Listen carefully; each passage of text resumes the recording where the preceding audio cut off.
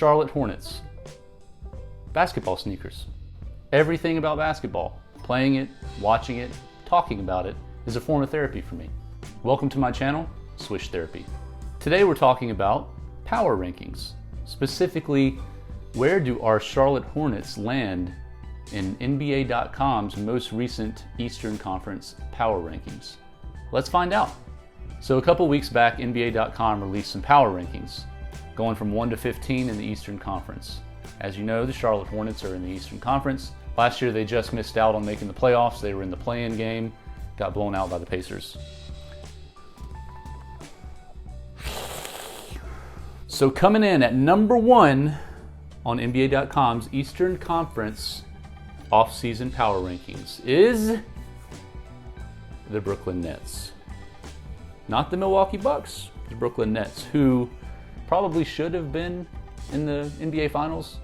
I mean, they also lost Kyrie Irving, so there's that. I can't disagree with this. I think the Brooklyn Nets are definitely the most talented team in the Eastern Conference. I mean, look who they have. And they have this guy, Kevin Durant, man. My goodness. He's too good. I mean, there's nothing you can do. You just have to hope that he has an off night, basically.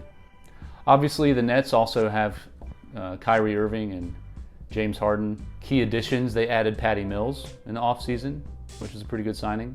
They lost a couple guys. They lost a couple key rotation guys with Spencer Dinwiddie and Jeff Green.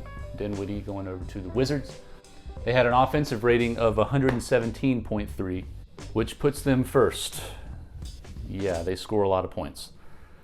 Defensive rating, 113.1, 22nd in the league. So not the best defensive team in the league, but they're gonna outscore you most nights, especially if they have Durant, Harden, and Irving all healthy, which hasn't happened very often, but if it does this year, it's gonna be scary. Moving on, number 2, the Milwaukee Bucks.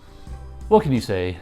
NBA champions, Giannis Antetokounmpo, MVP, Finals MVP. He's a monster, he's a beast. They're gonna be tough to beat. We've always known what Giannis can do, but I think Chris Middleton and Drew Holiday definitely proved their worth. Drew Holiday, I mean, that might have been the best free agent signing from last season. Key additions in the offseason, good vibes. Always good vibes when you win a championship, right? I mean, I wouldn't know, but Grayson Allen, right? George Hill, and Semi Ojeleye. Key departures, Bryn Forbes, PJ Tucker. PJ Tucker's a pretty big loss, I think, especially on defense.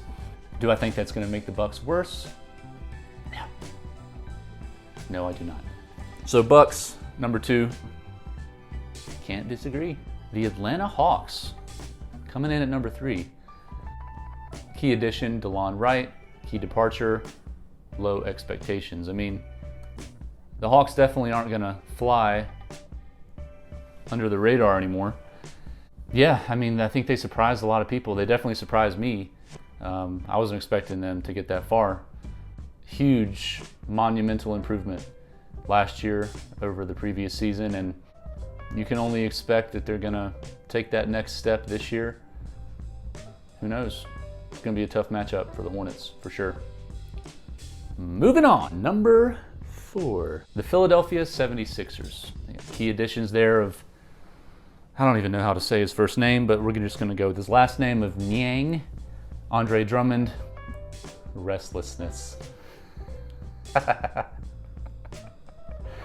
That's pretty funny. Key departures, George Hill and Dwight Howard. I forgot Dwight Howard was even on the 76ers. He went back to the Lakers, though. The big question around the 76ers, obviously, is where is Ben Simmons going to go? I've seen a lot of chatter, a lot of proposed trades for Ben Simmons coming to the Hornets. I don't like it. I know he's a great defensive player. I know he's considered a superstar in the league, but I don't like what we would have to give up to get somebody like that. I mean, you look at some of the trade scenarios that the 76ers have floated out there. I think in a requested trade with the Warriors, they requested either Stephen Curry or Klay Thompson. Like, no, that's not happening. So with the Hornets, I mean, who would they expect with the Hornets? We would have to give up, I don't know, Gordon Hayward, Terry Rozier, Miles Bridges, PJ Washington. Not all of those guys, but at least 2 of those. Draft picks. It's just not worth it. We have our potential future superstar. This guy. That guy right there. Number 2. LaMelo. I'm not interested. Michael Jordan, Mitch Kupchak, if you want my opinion, please do not trade for Ben Simmons. Please don't do that. Let's talk about number 5, the Miami Heat. Key additions, thickness, Kyle Lowry and PJ Tucker, little hamsters out there on the court running around, and Markieff Morris. They added some dudes, that's for sure. Key departures of Goran Dragic, Kendrick Nunn, Trevor Ariza, Andre Iguodala. I mean, they lost some guys, but they added Lowry and PJ Tucker. I mean, they definitely had one of the best off seasons as far as who they added to their team, I think. Duncan Robinson got the bag this off season. He's getting paid. Tyler Hero had sort of a sophomore slump last year after balling out in the bubble. I think he'll probably bounce back. I think he's a solid player. He's going to be good. But yeah, the Heat are going to be tough. I definitely expect them to finish top 5, top 4 in the East this season, so I can't disagree with them being at 5. All right, let's move on to number 6, the New York Knicks.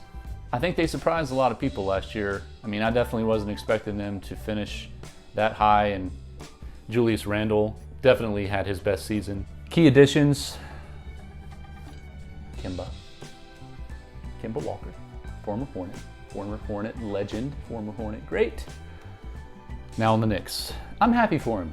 It just, for whatever reason, it didn't work out with the Celtics. But he's a native New Yorker. I think he's from the Bronx or from Brooklyn or something like that. So he's probably always wanted to play for the Knicks, so that's pretty cool. They also added Evan Fournier. They lost Reggie Bullock and Elfrid Payton and the accompanying fan angst. Poor Elfrid Payton. I don't know if I'd put him this high. Number 6 in the East. I mean, I'm biased, but I think the Hornets could potentially finish higher than the Knicks this season. You know, call it blind optimism, call it what you want, but I really think the Hornets are gonna challenge for maybe that 6 or 7 seed, maybe even the 5th seed, if they play really well in the Eastern Conference. It's gonna be tough, but New York Knicks, number 6, okay. Not my favorite, but moving on, number 7. The Boston Celtics. That was a terrible impression. Key additions. Dennis Schroeder, Josh Richardson, Al Horford, Enes Kanter. Key departures. Danny Ainge, Kemba Walker, Evan Fournier, Tristan Thompson, and a coaching change. Brad Stevens to the front office, Ime Udoka in as the head coach of the Boston Celtics. So we'll see how the head coach change has an effect on their play this season. Will they improve? Will they decline? Who knows? They have great players. I mean, I love Jason Tatum's game.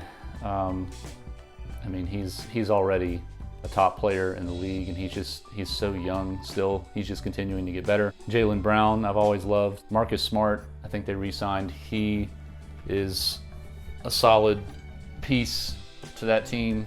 Might even say he's the heart and soul of the team. Great defender.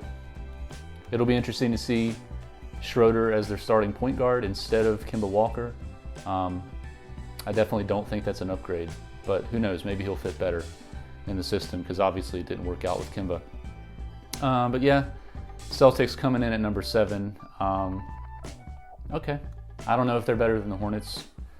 We'll see. I think the Hornets can beat anybody, but again, it's going to be really tough for the Hornets to finish anything above the 6th or 7th seed, just looking at all the talent in the Eastern Conference this year. Coming in at number 8, And this might even be ranking this team a bit low or high, however you want to look at it. Maybe not high enough. I think this team is better potentially than where they're ranked in these power rankings. The Chicago Bulls. I loved what they did in the offseason. I love Zach LaVine. I think he is still getting better, and I just love his game. They added this guy's older brother, Lonzo. He's bounced around now. This will be his third different teams. It'll definitely be fun watching the Hornets play the Bulls, get that Ball brother matchup this season. And I think one of the 4 Hornets games on national TV this year is Hornets versus Bulls. So that'll be really cool to see. They also added a guy named DeMar DeRozan. Still a really good player. I think it's a good fit. They also added Alex Caruso and key departures of Thomas Satoransky, Garrett Temple, and Thaddeus Young. I think they're finally going to make the playoffs this year for the first time in a while. I guess since the Derrick Rose era. Number 9, Toronto Raptors. This is another one that I kind of take issue with them being ahead of the Hornets, because I don't think that they're a better team, especially losing Kyle Lowry. Key additions, Goran Dragic, Precious Achiuwa, Scotty Barnes, they got in the draft. And Tampa living. What does that mean? That's completely going over my head. Maybe some of you get that, I don't get it. You know, they still have Pascal Siakam, great player, Fred VanVleet. They added Dragic. Personally, I think the Raptors could end up missing the playoffs this year. They might be pushing for that 8 seed, maybe get into the play-in. But I feel like the Hornets are going to finish ahead of the Raptors, personally. So, I don't know. I don't know if I would put the Raptors at number 9. Moving on. Number 10. The Washington Wizards. Okay. They lost Russell Westbrook. We all know that. They added a lot. Spencer Dinwiddie, Kentavious Caldwell-Pope, Kyle Kuzma, Montrezl Harrell. Coaching change, Scott Brooks is out, Wes Unseld Jr. is in again. Coaching change, you never know how that's going to pan out. Bradley Beal, you thought maybe he was going to request a trade, force his way out of Washington. He did not. He decided to stay. They're going to be interesting. I do think that they might be better than they were last year. Spencer Dinwiddie, I think, is kind of underrated and forgotten about. You know, the forgotten man in Brooklyn. He had that injury last year, so he's going to be coming off of that. Yeah, I think the Wizards are going to be pretty good and could surprise some people. All right, next up, number 11, the Indiana Pacers. Key additions, just one, Chris Duarte in the draft. Key departures, Doug McDermott. Coaching change, Nate Bjorkgren out, Rick Carlisle back in. So another coaching change. I'm excited because we play the Pacers game 1 of the season. I think that's a nice revenge game for the Hornets, but we'll beat them. We'll beat them game 1. We're gonna beat them. Yeah, you know, the Pacers, Malcolm Brogdon led them in scoring last year. Domantas Sabonis. You could make the argument either of those two guys, maybe their best player. Karis LeVert, another good player. TJ Warren, Miles Turner, who there's been a lot of rumors about coming to the Hornets.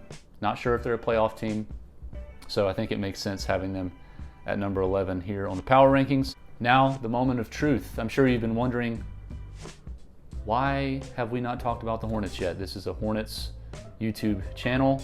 Why have we not talked about the Hornets? Well, I didn't make these power rankings.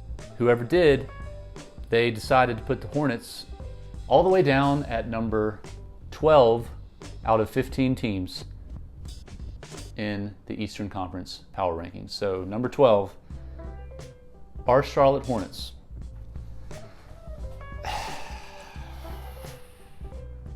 I kind of get it. I hate this. I'm gonna just say it. I hate it. We shouldn't be 12. We should be at least top 10.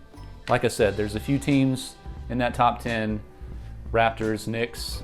The Knicks made the playoffs last year. So, okay, that is fine. I just think we should at least be top 10. It's not fair. It's mean. It's mean. How rude. Not funny. How dare you? You are the worst. Let's talk about the Hornets. Key additions, Kelly Oubre Jr., love it. Mason Plumlee, kind of love it. Now you know what? Love it. James Bouknight, very excited. Kai Jones, anyone? I guess he's not a key addition, but he is an addition.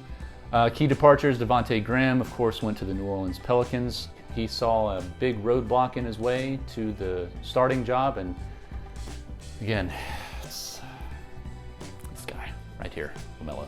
Yeah, sorry Devontae.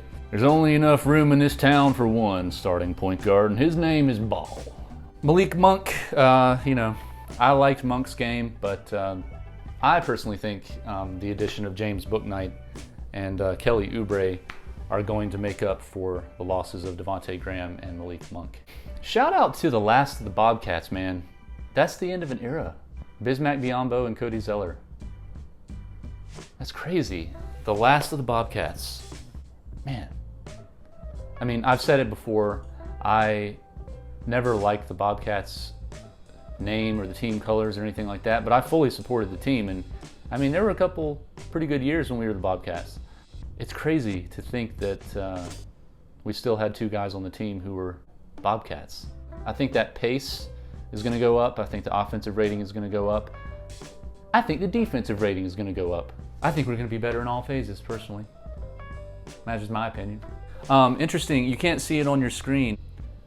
This is really interesting. The Hornets led the league last year in assist percentage, recording assists on 67.2% of their field goals. That stat right there just shows that we move the ball around. You know, we get everybody involved, which I really like. So the Hornets ranked third in ball movement, 361 passes per 24 minutes of possession, and second in player movement. What? This is awesome. 11.8 miles traveled per 24 minutes of possession. Again, all of that speaks to the fact that we move the ball around, we get everybody involved, and we have unselfish players on this team. Okay, and quickly we'll talk about the last three teams in the power rankings. Number 13, the Cleveland Cavaliers. Key additions, Evan Mobley, Ricky Rubio. Key departures, Taurean Prince. They're kind of bottom of the barrel in the East. The fact that we're only ranked one spot ahead of them is shameful. Number 14th, Detroit Pistons. They drafted Cade Cunningham, number 1 overall. I think he's going to be good. Kelly Olynyk, they added him. And of course, we got Mason Plumlee from them. Jeremy Grant is a really good player, but I don't think the Pistons will be sniffing the playoffs. I could see them potentially finishing last in the East. And finally, at number 15, the Orlando Magic. They had a good draft. Jalen Suggs and Franz Wagner. And then Robin Lopez. Key departures, none. They didn't lose anybody, so that's good. Coaching change, Steve Clifford out, Jamal Mosley in. But another coaching change. So there's been 4 or 5 teams in the East that have had a coaching change, so we'll see how that affects their performance this year. They have some good young players, Jonathan Isaac, Wendell Carter Jr., Cole Anthony. But yeah, Magic, I would not be shocked if they finished dead last in the East. So that's it. Those are NBA.com's power rankings. As I've said, I definitely agree with like the top 6 that they had.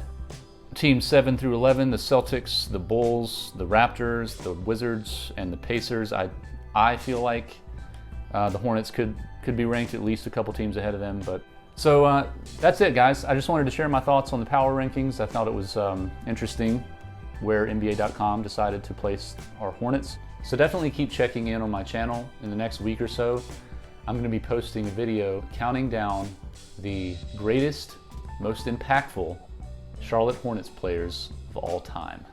And I haven't figured out if that's going to be 1 or 2 videos. It depends on how long it takes me to talk about everybody, but it's going to be probably 18 to 20 guys. I'm counting down, again, the greatest, most impactful Charlotte Hornets players ever.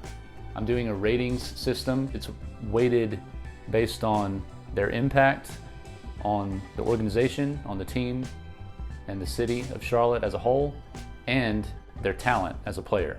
So again, make sure to keep checking back on my channel for when I post that video. Thank you so much for watching, especially if you got to this point in the video.